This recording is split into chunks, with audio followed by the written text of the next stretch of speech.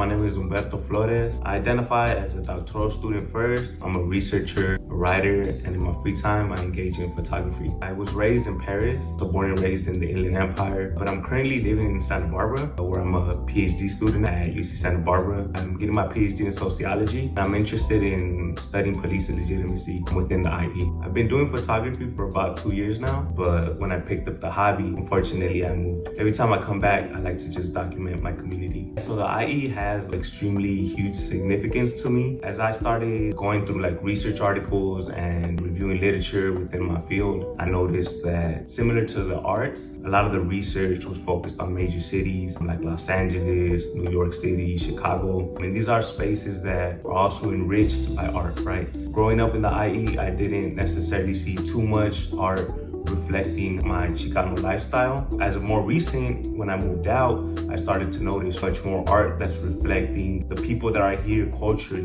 the Cheech Open. For me, I focus on the IE in my research to learn what the IE in Riverside can teach us that other major cities cannot. I intentionally focus my photography to highlight the realities of the Inland Empire. I engage primarily in photography, specifically film photography, 35mm film, old school cameras from the 70s, and I also engage in 120, so medium format film as well. I draw my inspiration from my personal experiences, having lived in a neighborhood where I experienced hyper-policing, being pulled over by gang unit officers, having them lift my shirt, living in a community that's plagued by environmental and structural racism. So the piece is called Got It Bad Cause I'm Brown. What I'm doing with the photograph is highlighting how brown communities here in the IE experience policing. Specifically, it's a political performance where officers many of the times pull people over in these neighborhoods and have them stand up next to a wall, cross their fingers behind their hands, and spread their legs while they're being searched, right? A common stop and frisk